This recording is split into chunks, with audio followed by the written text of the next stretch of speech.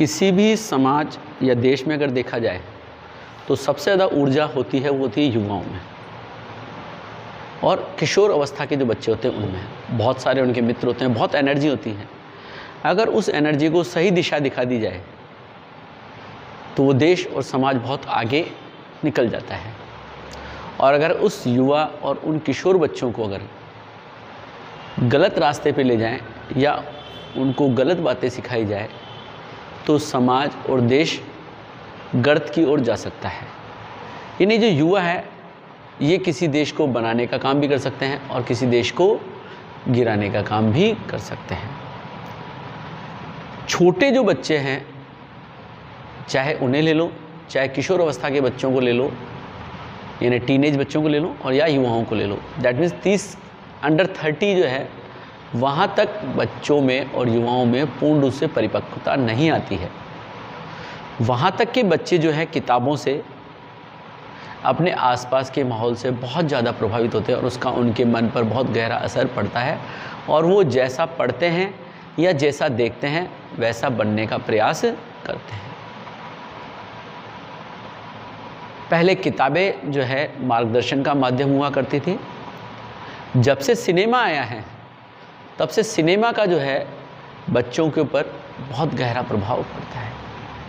आप कितनी ही किताबें पढ़ा दीजिए, यदि उन्हें सही मार्गदर्शन नहीं मिला तो वो गलत रास्ते पर जाएंगे।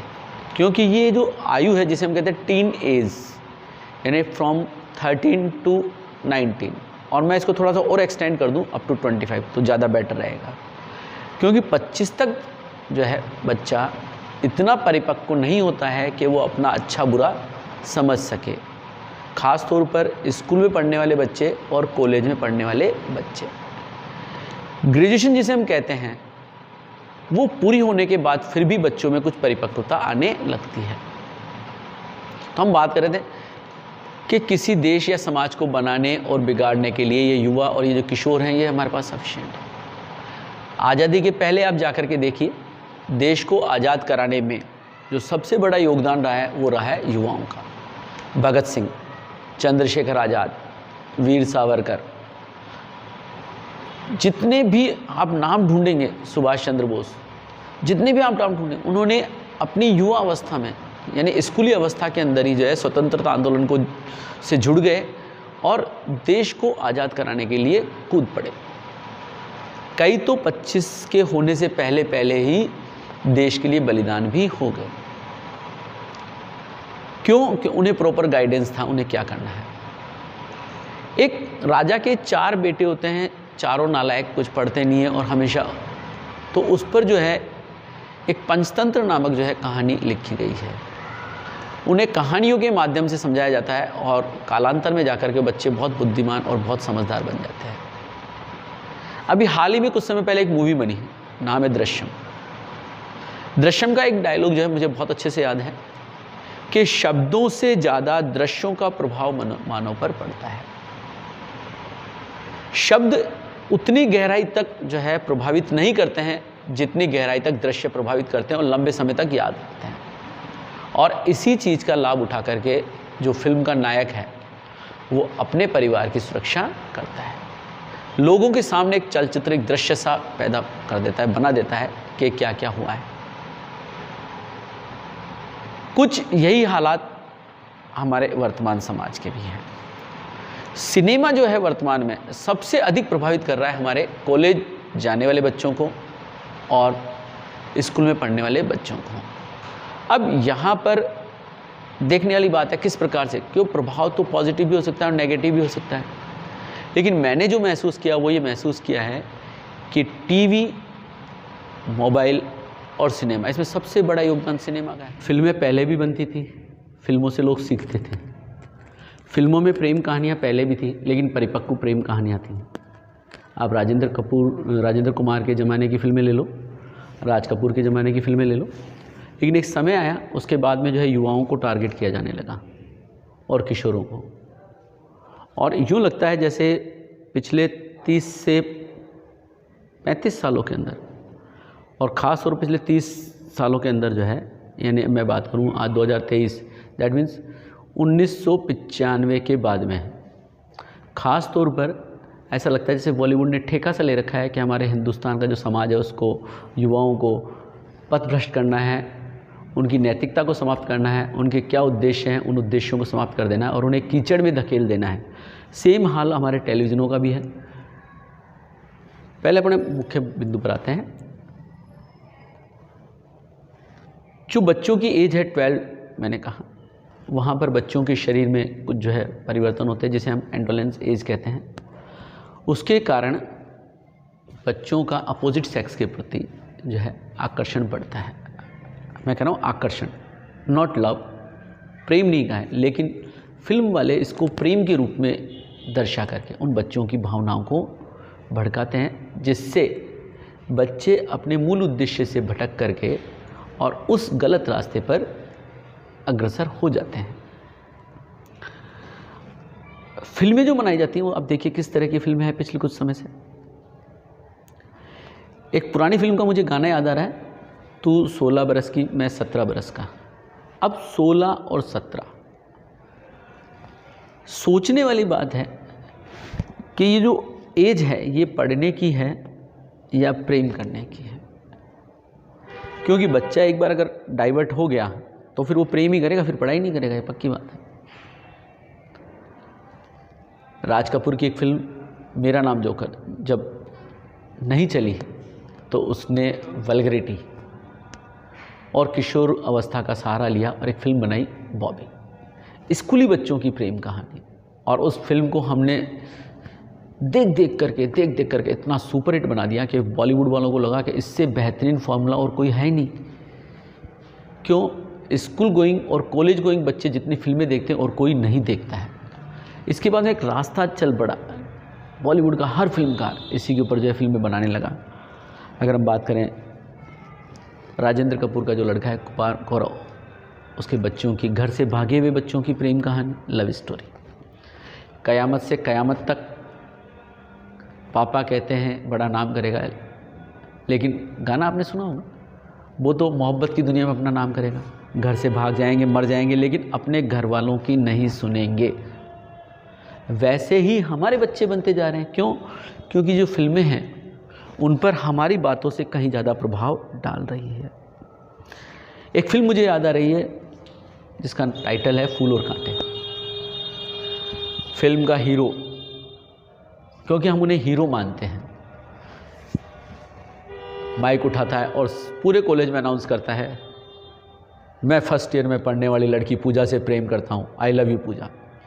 अब फर्स्ट ईयर में 12वीं पास करके लड़की गई है फर्स्ट ईयर में, लड़का पढ़ता है फाइनल ईयर में। College first year, second year, third year 3 ही रहते हैं, उसके बाद तो यूनिवर्सिटी में जाना है। लड़की ने 16 या 17 या 15 या 16 में स्कूल पास किया होगा, 16 या 17 के अंदर वो पहुंच गई कॉलेज। लड़का 17-18 का होगा।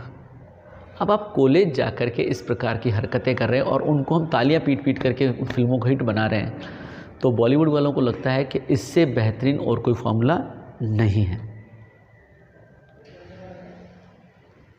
फर्स्ट ईयर में पढ़ने वाली लड़की पढ़ाई छोड़ करके शादी कर लेती है, तो बच्चों का भविष्य कहाँ से बनेगा? इस फिल्म में दिखाया गया, हमने देखा है, सबने देखा है। एक और ब्लॉकबस्टर फिल्म है DDLJ, जिसे हम कहते हैं दिल वाले दुल्हनिया ले जाएंगे। सुपर हिट करा, लोगों ने 10-10 बार देखी फिल्म। फिल्म में हीरो जो है वो 10वीं फेल या 10वीं पास, और उसके पिता बड़े अप्रिशिएट कर रहे हैं, कोई बात नहीं बेटा तू फेल हो गया। तो आप चाहते हैं अपने बच्चों के लिए ऐसा? नहीं चाहते, मैं नहीं चाहता, हमारे समाज में कोई नहीं चाहता, लेकिन फिल्में उन्हें अप्रिशिएट कर रही हैं और हम भी ताली बजाते हैं। वाह क्या डायलॉग है। फिल्म की हीरोइन जिसके पिता हैं अमरीश पुरी, वो वर्ल्ड टूर पर जाने की जिद करती है। उसके पिता उसे कहते हैं कि सिमरन मैंने तेरी शादी पक्की कर दी है और मैं तुझे वर्ल्ड टूर पर बहुत विश्वास के साथ भेज रहा हूँ, तो कुछ गलत मत करना। यह है लड़की अपनी माँ से सिफारिश लगवा करके कैसे करके और वर्ल्ड टूर पर पहुँच जाती। आप उस पिता का हृदय देखिए उसको, कि फिर भी उसने अपनी बेटी की बात मानी और उसको वर्ल्ड टूर पर भेज दिया, और नतीजा क्या निकला? वो लड़की अपने पिता के विश्वास को तोड़ करके आ गई वहाँ पर। जब तक हम युवा हैं कॉलेज में, तब तक हमें काजोल और जो शाहरुख खान है वो सही लगते हैं, क्योंकि उन्हें हमारे माइंड को ब्रेन वॉश कर दिया है। लेकिन आप एक पिता या माता बन के सोचिए कि अगर आपके बच्चे अगर आपके विश्वास को तोड़ते हैं तो कितना बुरा लगता होगा। फिल्म का एक और स्टार्टिंग का ही दृश्य है। अमरीश पुरी जो है अपना शॉप जो है डिपार्टमेंटल स्टोर बंद कर रहा है और एक लड़का आता है, साहब मुझे बियर चाहिए, वो मना कर देता है, नहीं मैं नहीं दूंगा, मैं शॉप बंद। शाहरुख खान अपनी हीरोगिरी दिखाने के लिए जीप से उतर के जाता है और बोलता है, अंकल मेरे सिर में सिर दर्द फटा जा रहा है, मुझे एक डिस्प्रिन चाहिए। और वो उसको एक डिस्प्रिन निकाल के देगा। और अपनी छिछोरीगिरी किस प्रकार से दिखाते हैं वहाँ पे हमारे हीरो, कि वहाँ से 2-4 बियर की बोतल उठा लेते हैं, बोला अंकल मैं इतने सी चीज़ के लिए मैं आपका स्टोर खुलवाते हुए मुझे जो है अच्छा नहीं लग रहा है, तो ये जो है बियर तो उसको मना कर देते सख्त रूप से। क्यों? क्योंकि वो मर्यादाओं पे चलने वाला आदमी है और हम उस अमरीश पुरी को गलत कहते हैं और शाहरुख खान को सही कहते हैं, जो वहाँ से बियर की बोतल ज़बरदस्ती उठा के ले जा रहा है। उसने मानवता के नाते स्टोर खोला था, उसको बियर देने के लिए नहीं। और हम इन हरकतों पर ताली बजाते हैं और हम खुद भी ऐसी हरकतें करने के आदी बन जाते हैं। क्यों? हमारा जो है आदर्श कौन है? वो छिछोरा हीरो 10वीं फेल, जो अपने दोस्तों के साथ सरेआम दारू पीते हुए घूम रहा है और रात के 10 बजे एक स्टोर को खुलवा करके और वहाँ से दारू लेकर के भाग रहा है। पुरानी फिल्मों के जो हीरो हैं उन्हें नशे से दूर दिखाया जाता था। सिगरेट पिएगा सिर्फ कौन? विलेन। शराब पिएगा कौन? सिर्फ विलेन। समय बदला और बदलते बदलते ये हो गया कि बिना दारू पिए तो हीरो नहीं है। हीरो के हाथ में सिगरेट लगातार कंटिन्यू चलती रहती है। उन्हें आदर्श मानते हैं हमारे युवा और वो भी उन्हीं के जैसा बनना चाहते हैं। बॉलीवुड पे बहुत बड़ी जिम्मेदारी है कि वो अपने युवाओं को सही मार्ग दिखाएं, लेकिन सिर्फ पैसे के लालच में वो ऐसी फिल्में बनाते हैं जिनसे उन्हें पैसा मिल जाए। उनके लिए समाज से कोई मतलब ही नहीं है। युवाओं को पथभ्रष्ट करना, अपने पैसे कमाना उनका मूल उद्देश्य बन चुका है। बहुत ज़्यादा तो नहीं, पर ऐसी में एक फिल्म का और जिक्र करूँगा आपसे, क्योंकि उस फिल्म को आपने सुपर डुपर हिट करवा दिया। तो वैसा ही एक फॉर्मूला लेकर के फिल्मकार हमारे पास में वापस आ गए और फिल्म का नाम है मोहब्बतें। पहले मोहब्बत थी और अब प्लूरल बहुवचन बन गई है। फिल्म में 3 स्कूल में पढ़ने वाले बच्चे हैं और गुरुकुल उस समय का अपने आप के अंदर एक बहुत बड़ा स्कूल बताया गया है जो मर्यादाओं के अंदर चलता है, और उसके डायरेक्टर कह लें या प्रिंसिपल कह लें वो है अमिताभ बच्चन। अपने कद के अनुरूप उनको दिखाया गया, बहुत बेहतरीन। फिल्म का नायक गुरुकुल में पढ़ने जाता है, वहाँ जाकर के स्कूल है वो, दैट मीन्स उन बच्चों की जो एज है वो कितनी होगी? 13, 14, 15, 16, हद मार के 17। फिल्म का नायक डायरेक्टर की ही लड़की से मोहब्बत रचा रहा है। तो उस डायरेक्टर को आप बताइए, स्कूल के डायरेक्टर को कैसे सहन होगा? अगर आप उसकी जगह होते, क्या आपको बात सही लगती? जिन बच्चों को आप अपने स्कूल में पढ़ा रहे हैं वो आपका विश्वास तोड़ करके आपकी ही बेटी से मोहब्बत रचा रहे हैं। तुम यहाँ पढ़ने आए हो भाई या यहाँ मोहब्बत रचाने आए हो? लड़की कर लेती है सुसाइड। हीरो को ये बात बहुत नागवार लगती है। बदला, रिवेंज मुझे चाहिए, तेरे गुरुकुल को मैं बर्बाद कर दूंगा, ऐसा सोच करके हमें दूसरे तरीके से दिखाया गया है। लेकिन उस हीरो के मन में क्या रहा होगा कि मुझे मेरी मोहब्बत तूने पूरी नहीं करनी थी, इसलिए मैं तेरा गुरुकुल बर्बाद कर दूंगा। सालों बाद में उसी गुरुकुल में वापस आता है, अपना इंट्रोडक्शन नहीं देता है वो, क्योंकि मन में चोर है। वो कहता है मैं म्यूज़िक सिखाऊंगा बच्चों को, उसके बावजूद वो उसे परमिशन दे देता है, कोई दिक्कत नहीं, सिखाओ, अगर बच्चों को ज़रूरत होगी वो आपके पास आ जाएंगे। अब म्यूज़िक सारे गा मा पा, कोई वाद्य यंत्र सिखाए तो बेहतर भी लगे। पहले ही दिन चेयर लेकर के बैठते हैं, वायलिन बजाते हैं, 3-4 लड़के आगे पूछते हैं, गेट तोड़ दो, भाग जाओ यहाँ से, अपनी मोहब्बत पूरी करो। भाई बच्चे पढ़ने आए हैं, तू नहीं पढ़ा, तू नालायक है, तो इनको क्यों नालायक बना रहा है? तू गधा, इनको भी गधा बनाएगा।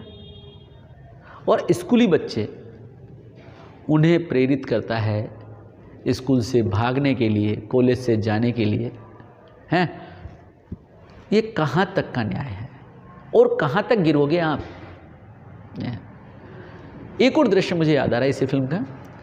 पास में गर्ल्स हॉस्टल है, वहाँ लड़कियाँ रहती है और फिल्म के जो गुरुकुल के डायरेक्टर हैं अमिताभ बच्चन, वो उन्हें गुरुकुल संभला करके जाते हैं एक दिन के लिए कि मैं शाम को देर तक आऊँगा। और अब आप देखिए, अगर कोई इतने विश्वास से कोई चीज़ आपको संभला करके जाए तो उसको बहुत ज़्यादा केयर करनी होती है और नियमों का पूरा पालन करना। और यहाँ देखिए हमारे हीरो गर्ल्स हॉस्टल से लड़कियों को बुलाते हैं, दारू पार्टी करते हैं हॉस्टल के अंदर, स्कूल के अंदर, कहाँ तक उचित। और हम ताली पीट करके सपोर्ट करते हैं। आपके बच्चे अगर किसी स्कूल में जाएं और वहाँ पर ऐसी हरकत हो तो आपको उचित लगेगी? तो फिल्मों के लिए आप इस चीज़ को कैसे उचित कह सकते हैं? मनोरंजन एक सीमा तक ठीक है, लेकिन अगर वही चीज़ें हमारे बच्चों के भविष्य को बिगाड़ती तो ऐसी चीज़ों का पूर्ण रूप से बहिष्कार होना चाहिए। और हमने किया क्या? हमने पिक्चर हॉल के अंदर जा के 100 रुपये के टिकट खरीद के इन लोगों को इतना सिर चढ़ा लिया कि घूम फिर के इसी प्रकार की कहानियाँ हमारे बच्चों को लगातार परोसे जा रहे हैं। और पिछले 30 सालों के अंदर, यानी मैं कहूँ पिछले 30 सालों के अंदर, 30 दशक के अंदर हमारी युवा पीढ़ी को पूर्ण रूप से पथभ्रष्ट कर दिया है। बच्चा स्कूल कॉलेज पहुँचता है, बाकी रईसी के असर तो आज मोबाइल पूरी कर ही रहा है। इन फिल्म बनाने वालों के लिए समाज से कोई मतलब नहीं है। इन्हें मतलब है सिर्फ अपने स्टेटस से, अपने पैसे से, अपने रुतबे से। सिर्फ पैसा कमाना है, सिर्फ पैसा कमाना है और सिर्फ पैसा ही कमाना है। और इसी का नतीजा है कि इन्हीं के बच्चे, कोई ड्रग्स ले रहा है, कोई ऐसे केसों में पकड़ा जा रहा है और नशे के आदी होंगे शायद, बहुत सारे मिल जाएंगे ऐसे। क्यों? क्योंकि आपका कर्म कभी भी आपका पीछा नहीं छोड़ता है। आपने दूसरे के बच्चों को बिगाड़ा है तो पक्का है कि आपके बच्चे भी उसी रास्ते पर जाएंगे। फिल्मों का मुझे बहुत शौक़ रहा है, बहुत फिल्में देखी मैंने, लेकिन मैंने शायद ऐसा कोई कॉलेज नहीं देखा जहाँ पढ़ाई होती हो फिल्मों में। हम कहते हैं कॉलेज में पढ़ाई होती है, आप कितनी फिल्में उठा के देख लीजिए, जिस भी फिल्म में हम देखता हूँ, चाहे वो खिलाड़ी हो, चाहे फूल और कांटे हो, चाहे कयामत से कयामत तक हो, चाहे मोहब्बतें हों, चाहे किसी भी फिल्म को आप उठा करके देख लीजिए, हर फिल्म में सिर्फ एक ही चीज़ दिखाई जाती है कि कॉलेज जो है वो आपके मोहब्बत करने की, सेटिंगबाजी करने की जगह है, लड़कों के लिए भी और लड़कियों के लिए भी। इससे ज़्यादा महफूज जगह आपको और कहीं नहीं मिलेगी। क्या मैं सही कह रहा हूँ? कॉलेज अध्ययन की जगह है, आप अध्ययन कीजिए। किसी भी फिल्म को ले लीजिए, जहाँ सच्ची फिल्में बनाई गई उन फिल्मों को हमने सपोर्ट नहीं किया। आफ्ताब शिवदसानी और अमीषा पटेल, इनकी एक मूवी है, नाम मुझे शायद ध्यान नहीं आ रहा। अमीषा पटेल को हीरो बार बार प्रपोज करता है और अमीषा पटेल हर बार उसको नेगलेक्ट करती रहती है। उस बेवकूफ़ लड़के को देखिए, उस लड़की के पीछे इतना पागल है कि उसका भाई एक्सीडेंट होकर के मर जाता है, वो उसको मुखाग्नि भी नहीं दे पाता, उसके बावजूद वो उस लड़की के लगातार पीछे पड़ा रहता है। फिल्म के पूरे 2.5 घंटे के अंदर लगातार उसके पीछे लड़की उसको इग्नोर करती रहती है और फिर जब उसका भाई ख़त्म हो जाता है तब उसे सद्बुद्धि आती है। बहुत सारे ऐसे बच्चे हमारे को समाज में मिल जाएंगे जिनको सद्बुद्धि उस समय आती है जब तक वो अपना बहुत कुछ खो चुके होते हैं। ज़रूरी नहीं है परिवार के किसी सदस्य के रूप में वो कुछ खोते हैं, वो अपने जीवन के अमूल्य जो समय है जब उनको कैरियर बनाना होता है, वो समय जब ऐसी बातों में खो देते हैं तब उन्हें जाकर के पश्चाताप होता है। ऐसा उस फिल्म में दिखाया गया। और फिल्म का सुखद अंत बताने के लिए हमें कहा गया कि अमीषा पटेल अब उससे प्रेम करने लगी, लेकिन उसने तो अपनी पढ़ाई पूरी कर ली, अब लड़का अपनी पढ़ाई पूरी करेगा। और उस फिल्म को कितने लोग देखने गए और कितने लोगों को उस फिल्म की याद है? क्यों? क्योंकि वो फिल्म सुखद अंत नहीं देती है, इसलिए वो फिल्म हम देखने नहीं गए। जीवन का सुखद अंत हमेशा हो, अच्छा हो, ये कोई ज़रूरी नहीं है। हमने उस सुखद अंत को, हैप्पी एंडिंग को अपना फिल्मों का एक हिस्सा मान लिया है कि हैप्पी एंडिंग है तो फिल्म अच्छी चलेगी, वरना नहीं चलेगी। वो आपको कटु सत्य दिखा रहे हैं, उस कटु सत्य को स्वीकार कीजिए। जब उस कटु सत्य के साथ आप स्वीकार खड़े हो जाएंगे तो आपके लाइफ की हैप्पी एंडिंग होगी, ये मेरा आपसे वादा है।